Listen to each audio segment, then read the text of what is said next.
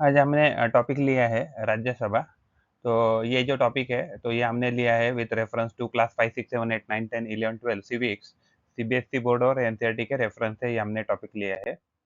तो ये न्यू राज्यसभा जो है, तो उसका ये ऑफिस है। अभी ये नया ऑफिस में शिफ्ट किया गया है पार्लियामेंट यानी लोकसभा और राज्यसभा न्यू ऑफिस में शिफ्ट हुआ है।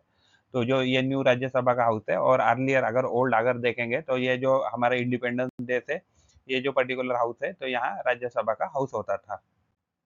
तो पार्लियामेंट ऑफ इंडिया जो है तो पार्लियामेंट ऑफ इंडिया जो है तो काउंसिल ऑफ स्टेट यानी Rajya Sabha and house of people यानी लोकसभा, तो इससे बनी है। तो इसमें आज हम सिर्फ राज्यसभा के बारे में देखेंगे। तो इसमें मैक्सिमम जो स्ट्रेंथ है वो 250 मेंबर्स है जो कॉन्स्टिट्यूशन में हमने लिखी है। एंड उसमें से जो 238 जो मेंबर्स है तो वो जो है तो वो स्टेट या यूनियन टेरिटोरी से इलेक्ट होके आते हैं। एंड जो 12 मेंबर जो होते हैं वो प्रेसिडेंट जो है तो वो नॉमिनेट करते हैं अलग अलग जो फील्ड के जो एक्सपर्ट है उधर वहाँ से। तो राज्यसभा जो है, तो इसको अपर हाउस या काउंसिल ऑफ स्टेट्स या हाउस ऑफ एल्डर्स ऐसा भी कहा जाता है।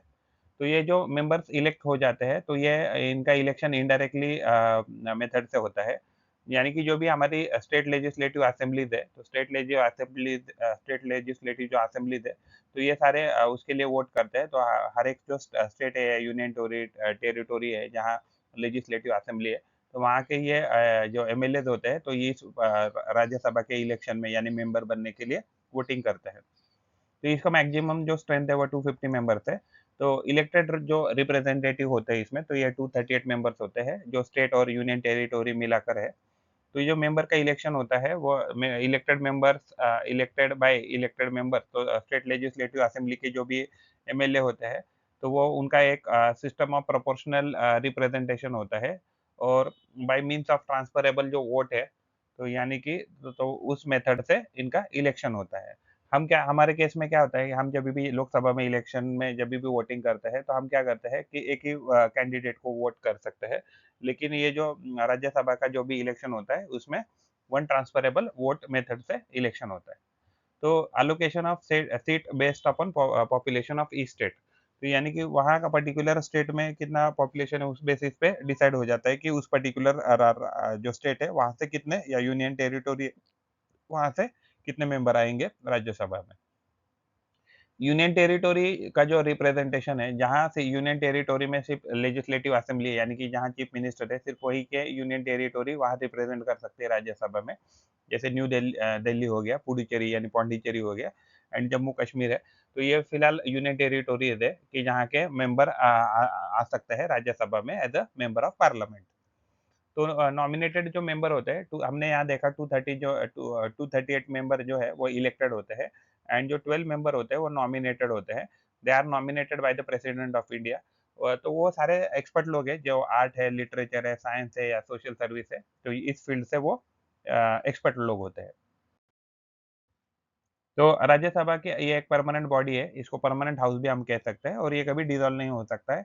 लोकसभा क्या होता है कि जैसे ही मेजॉरिटी हट जाती है, जो भी गवर्नमेंट है या इलेक्टेड गवर्नमेंट है या पॉलिटिकल पार्टी है या कोएलिशन गवर्नमेंट है, अगर उनकी मेजॉरिटी अगर निकल गई तो लोकसभा अपने आप डिसॉल्व हो जाएगा। तो जो राज्यसभा होता है, तो उसका जो मेंबर होता है, तो मेंबर का टर्म स्टैगर्ड होता है, यानी कि एवरी 6 ईयर्स क्या हो जाता है, 1/3 जो मेंबर है वो रिटायर हो जाते हैं। एंड ये जो 6 ईयर्स के बाद जो मेंबर टर्म है वो 6 ईयर्स है। एंड एवरी 1/3 ईयर्स क्या हो जाएगा, जो उसमें से 1/3 मेंबर एवरी 2 ईयर्स के बाद क्या हो जाएँगे, तो वो रिटायर होना पड़ेगा उनको। And new members are elected to replace them, यानी हर 2-2 साल के बाद इलेक्शन हो जाएगा उस वैकेंट पोज़ीशन के लिए। एंड वो जो भी वैकेंट पोज़ीशन है वो रिप्लेस की जाएगी या रिफ़िल की जाएगी। तो क्वालिफिकेशन ऑफ मेंबर, अगर आपको हमें राज्यसभा का मेंबर बनना है, तो वो that person should be the citizen of India. And उस पर्सन का मिनिमम 30 एज कंप्लीट होना चाहिए। और जो भी अदर क्वालिफिकेशन दिए है prescribe by the parliamentary law, या जो कैंडिडेट है उसने कोई भी office of profit under government of India hold नहीं करना चाहिए। उसका जो माइंड है वो अनसाउंड नहीं होना चाहिए, या वो अनडिस्चार्ज इंसॉल्वेंट जो है, यानी कि उसके पास सफिशिएंट, यानी कि हम ये कह सकते हैं कि जो डिफ़ॉल्ट है पैसा देने में, तो उसने कैसा पैसा देने का डिफ़ॉल्ट, यानी जिसको उसका पूरा कंगाल जो है, कंगाल नहीं होना चाहिए पैसे से।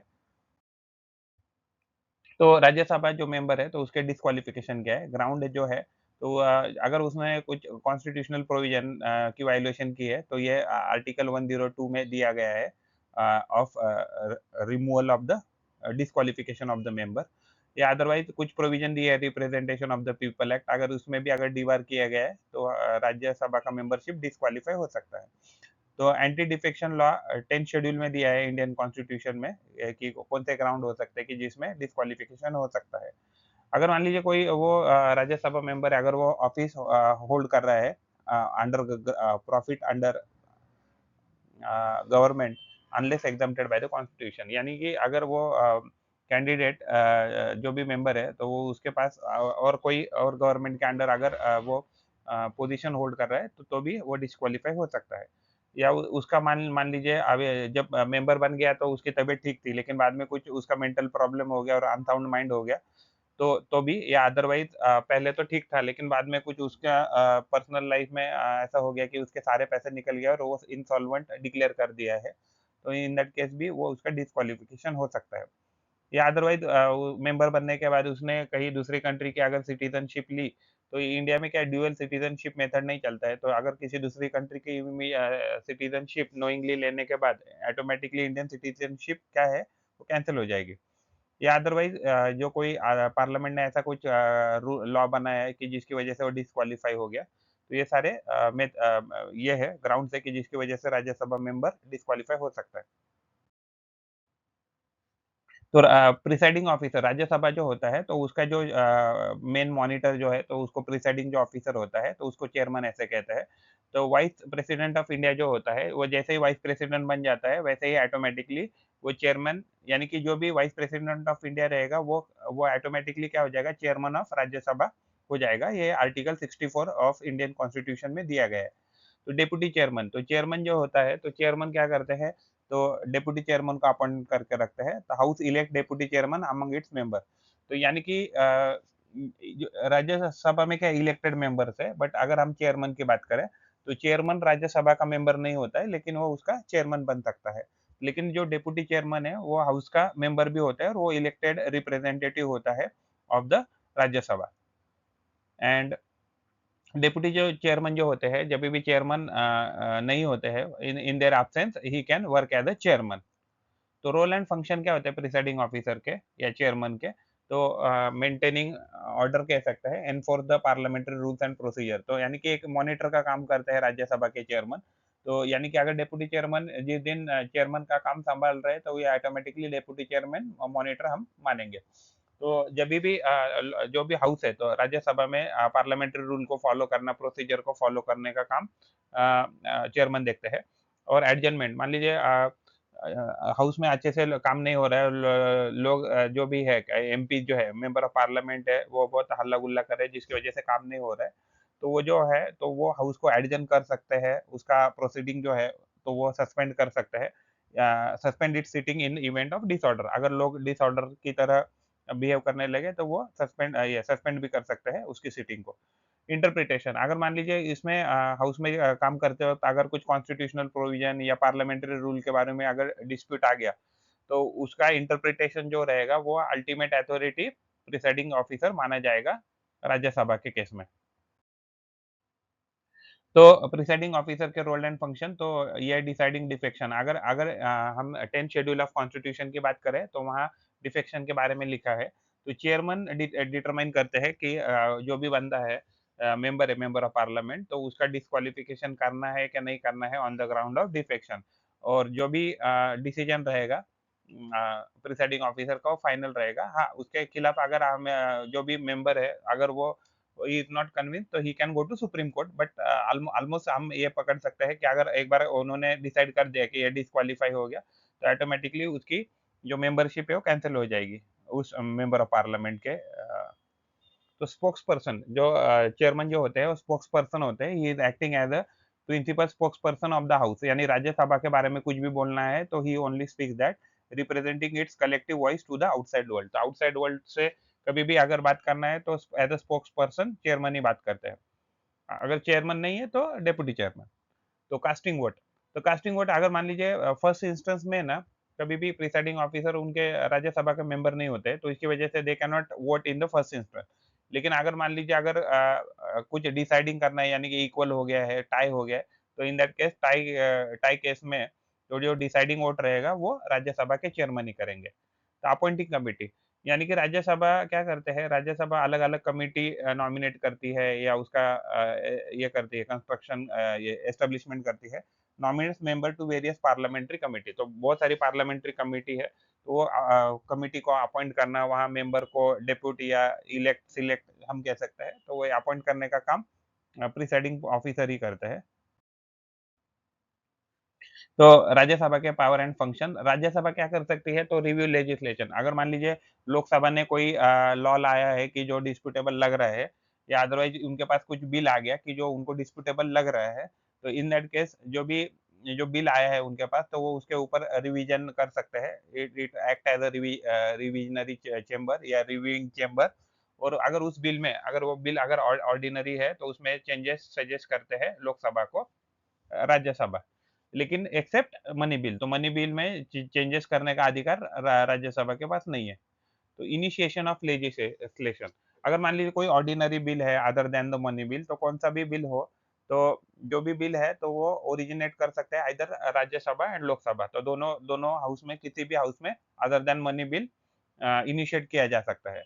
Every bill needs to be, अगर मान लीजिए लोकसभा ने कोई बिल अगर पास किया है, तो अगर वो बिल जब तक राज्यसभा पास नहीं करते तब तक वो लॉ नहीं बन सकता। यानी कि अगर मान लीजिए पहला बिल अगर राज्यसभा ने पास किया, सॉरी लोकसभा ने पास किया, उसके बाद राज्यसभा ने उसके ऊपर साइन नहीं किया, तो वो बिल पास नहीं माना जाएगा और वो प्रेसिडेंट के पास जाएगा नहीं। हाँ, लेकिन अगर मनी बिल है, तो मनी बिल का अप्रूवल राज्यसभा का नहीं लगता है, यानी कि Rajya Sabha has to accept the money bill pass by the Lok Sabha. तो यूनियन स्टेट रिलेशन का भी काम करती है राज्यसभा, आर्टिकल 249 में दिया है। तो अगर नेशनल इंटरेस्ट के लिए अगर पार्लियामेंट को अगर कोई स्टेट मैटर पे अगर कोई लॉ बनाना है या रूल्स बनाना है या चेंजेस करने हैं, तो ये राज्यसभा के पास अथॉरिटी रहती है कि वो उसकी पावर लोकसभा को दे। यानी कि स्टेट सब्जेक्ट में एक्ट बनाने की जो पावर है वो राज्यसभा लोकसभा को दे सकती है या पार्लियामेंट को दे सकती है। Creation of all India service, यानी कि अगर हम इंडिया की बात करें तो अभी फिलहाल क्या है, आईएएस यानी Indian administrative service, Indian police service IPS and Indian forest service. तो ये ऑल इंडिया सर्विसेज है, यानी कि ये जो लोग हैं वो कंटिन्यूअसली ऑल ओवर इंडिया में कंटिन्यूअसली ट्रांसफर होते रहते हैं और वो स्टेट के लिए भी काम करते हैं एंड सेंटर के लिए भी काम करते हैं। तो इन दैट पर्टिकुलर केस अगर मान लीजिए राज्यसभा को लग रहा है कि और कोई पर्टिकुलर सर्विस जो है वो ऑल इंडिया सर्विस उनको बनाना है, तो उसका जो अथॉरिटी रहता है, तो वो अथॉरिटी रहता है सिर्फ राज्यसभा के पास। Rajya Sabha can authorise parliament to create knew all India service common to both centre and states. Rajya Sabha के पावर एंड फंक्शन में हम देखेंगे तो इमरजेंसी जब कंडीशन होती है, जैसे आर्टिकल 352 है या 356 है या 360 है, तो अगर ये इमरजेंसी है, तो इस पर्टिकुलर इमरजेंसी में नेशनल इमरजेंसी कह सकते हैं या प्रेसिडेंट इमरजेंसी कह सकते हैं, फाइनेंशियल इमरजेंसी कह सकता है। इन दैट पर्टिकुलर केस अगर मान लीजिए लोकसभा डिसॉल्व्ड है ऑलरेडी, तो in that case a proclamation of emergency यानी कि इमरजेंसी डिक्लेयर करने का या जो भी बिल है, उसको पास करने का जो भी अधिकार है वो राज्यसभा के पास है, अगर लोकसभा अवेलेबल नहीं है तब। तो power regarding the removal of the vice president, अगर मान लीजिए वाइस प्रेसिडेंट क्या है, तो प्रिसाइडिंग ऑफिसर होता है राज्यसभा का, तो अगर उनको रिमूव करना है, तो उसका जो रेजोल्यूशन है रिमूव करने का या इनिशिएशन प्रोसेस है, वो सिर्फ राज्यसभा ही स्टार्ट कर सकती है, Lok Sabha can not do this. Control over executive, मान लीजिए गवर्नमेंट है यानी कि मिनिस्टर हो गए या प्राइम मिनिस्टर हो या अदर कोई मिनिस्टर है कि जो सही से काम नहीं कर रहे हैं, तो it can question the minister its member and introduce motion to discuss and scrutinise government policy. अगर वहाँ के जो भी राज्यसभा के मेंबर है, खास करके हम कहेंगे अपोजिशन पार्टी से जो भी राज्यसभा के मेंबर है, अगर उनको कुछ क्वेश्चन कर रहा है, तो they can directly discuss and scrutinize the government policy for particular law or particular minister or particular incident। तो राज्यसभा की लिमिटेशंस क्या है कि मनी बिल जो है, तो money bill can not be introduced by the Rajya Sabha, they only pass the money bill which is being passed by the Lok Sabha. So they cannot initiate the money bill, even they cannot withhold the money bill, and they cannot even suggest the, हाँ, अगर suggestion करते भी है तो mandatory नहीं है लोकसभा के ऊपर कि वो उसको एक्सेप्ट करे या उसके बारे में सोचे। तो it can only suggest changes to money bill to Lok Sabha. It are which are not mandatory for Lok Sabha to accept suggestion. हाँ, तो सजेशन मानना है कि नहीं मानना है मनी बिल के ऊपर, तो ये लोकसभा डिसाइड करेगी। हाँ, तो जब भी बिल आ जाता है, तो बिल आ जाता है राज्यसभा के पास मनी बिल, तो 14 दिन के अंदर उनको अप्रूवल देना होता है, या अदरवाइज़ 14 दिन के बाद अगर उन्होंने अप्रूवल नहीं भी दिया राज्यसभा ने, तो भी ऐसा माना जाएगा कि राज्यसभा ने अप्रूवल दे दिया। Vote vote of non non non confidence. तो वोट ऑफ यानी कि गवर्नमेंट जो है वो सही से काम नहीं कर रही है, और उसके अगेंस्ट में अगर नो कॉन्फिडेंस मोशन अगर पास करना है, तो यानी कि सरकार हटाओ कह सकते हैं हम। तो जो भी करंट सरकार है या गवर्नमेंट है, उसको हटाने का जो नॉन नॉन कॉन्फिडेंस मोशन है, तो राज्यसभा कभी भी ये इसकी मोशन इनिशिएट नहीं कर सकती है।